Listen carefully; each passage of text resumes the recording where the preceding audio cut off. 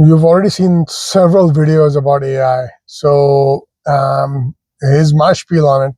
I've definitely been having mixed thoughts about AI. I've obviously cut my teeth on programming in several languages, and that's something I really took pride in. And for the longest time, I kind of felt like I set myself apart, even after 20 plus years of experience, that I would be able to still get in the trenches and be able to knock out solutions, build complicated systems. And that was kind of my forte for the longest time. But with the advent of AI and how fast it's able to write code, it's kind of commoditized everything that I thought was my trump card, right? But at the same time, I've seen that the payoff is huge. Although I'm not getting the same kind of dopamine rush or the payoff when I fix a problem after banging my head against the wall for hours, I still feel like the payoff can come in a different way because I'm also a manager. Um, it's almost like being able to delegate work to my employees. And I think a lot of developers are kind of struggling with that because they're usually just introverts and they just like to do things on their own. But with AI, it's almost like you have to be conversational with it and kind of cajole it sometimes because it doesn't exactly get things right. And a lot of the developers kind of assume that everyone else knows what they're talking about, and they probably just get frustrated because they were not clear enough, and they kind of assume that the AI would just kind of get it, right? So that's something I have noticed is if you're able to give a very clear context, it does a lot for you. And the real reskilling is being able to talk to the AI and get it to do the things that you want to do, but also be able to put your developer hat on and make sure that the code that's being written is a little optimal and it's not going off the rails. But at the same time, when my team makes an argument that, hey, some of this code that it's writing is not as optimal, the thing you need to understand is a little bit of pragmatism goes a long way. For example, let's say I am creating a system using AI that is going to run a query, right? If it's not the most optimal query, the question I have to ask myself is, how many times is this query going to be used? Let's say it's part of a chat agent, right? If it's something that's going to be used once a day or once every few days, then if it takes 30 seconds opposed to a minute, may or may not matter. Again, if you're using a system like Snowflake, right, where you burn credits and you just have to do the back of the paper math, right? How much more am I going to waste running this query? Because for the most part, if a query, again, is only being used a couple of times a day, your typical warehouse will really stay alive for a minute. So you're still going to be burning through a minute-long credit anyway, right? Whatever that credit boils down to. So if that's the case, then is it worth really trying to optimize and squeeze more juice out of your queries? Probably not. And same goes for code, right? Does your code have to be the most efficient? Probably not. If you can get there 80% of the way, maybe that's good enough, right? Back in the day, I've seen kind of similar arguments where, VB applications as opposed to Visual C++ applications, right? People took pride in writing Visual C++ applications from scratch. But I had a buddy of mine, extremely competent, but he cut his teeth on Visual Basic, right? But he was able to stand up extremely powerful applications very quickly because VB did a whole lot of work for you out of the box. Whereas with Visual C++, although you did have some wizards, you would still have to roll up a lot of your own code. So if I were a business manager trying to get something to the market, would I really care what technology is being used? And that's really relevant only to the developer and not to the end user, right?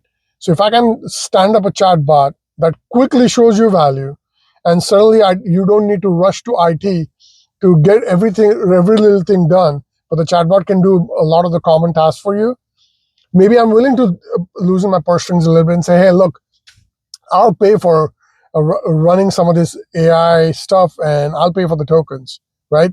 And then eventually, if my chatbot or whatever application I've written finds the product market fit, maybe then I can invest more time in optimizing the application further. So here are some of those things to think about, right? So AI is obviously a mixed bag. It is a two-edged sword because it can do a lot for you, but at the same time, I definitely feel like it can dumb you down because you start relying on it more and more and do less of the thinking. But I feel like we are really in early stages of using AI. What it's really going to take is reshaping our thinking and the way we approach problem solving. And although people are really panicking, and this is a real problem, a lot of the junior entry level jobs are going away because of the short-sighted thinking that, hey, AI can do a lot of these tasks, right? Why do I need to bring in a junior person? But what people are not thinking about is, hey, what happens when all these mid-level and senior level people that you're relying on decide to retire, or just decide that they're having to do 2 or 3 people's worth of work, and they just don't want to do any of that anymore. They don't have time to sit back and build bigger systems because now they're also having to do the implementation. When that happens, you're suddenly going to have this huge gap, not just in skills but in personnel. Then what are you going to do? That's one side of the story. The second side of the story is someone coming out of the college, right, with very little knowledge, or even 1 year or 2 years worth of knowledge. They have absolutely no foundation in terms of writing code or whatever other skills you have as a senior person.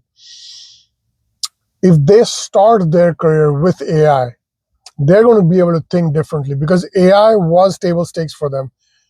Just like my kids grew up having a tablet, right?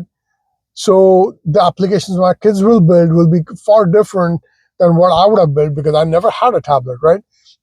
I would probably think computer first, or I would probably think web app first, right? Um, and they may not even think in terms of mobile apps anymore. They might think differently. They might say, hey, why do I even need an app? Can I just use AI as my basis, as my window into getting all the information I need? And for that, this is why you need fresh perspectives, and that can only come from beginners because they really just don't have that baggage, right? Um, and then if you temper that with someone who's a senior person, that can then kind of put guardrails around some of the thinking and not make it uh, too reliant on AI. Because one of the downsides of being a beginner is you could be overconfident or brash or over reliant on these systems. So if you have a healthy mix of both, a senior level person and a junior level person, I think you can accomplish a lot. Because one of the downsides of having just only senior level people is, and I see this today, right? Especially in IT, you constantly have to learn new things. And most of us who've already hit 40s, I can already see a lot of the people slowing down, right? They just want to do what they already know. They want to stick to, let's say, if I know SQL, that's all I want to know. I don't want to learn JavaScript. I don't want to learn a new framework because what do I care, right? Do I need to know the latest, best ETL tool, even if it solves my problem? They would rather use the same tools, even if it takes longer, because that's what they're comfortable with. And that's where AI adoption is going to slow them down, and they don't want to slow down because they feel like they could just get some things that they do much faster. What they don't realize is if they invest that time right now, it might slow them down, but maybe within a month or two, they will certainly see that huge jump in productivity. And that's where you got to really strike the balance. So I hope people take a step back and think through all of these problems. That's what's been going on in my mind, and I hope I was able to give you some insight. And maybe you're thinking the same thing. Write your thoughts in comments below and hit a like if you like the video. Thank you.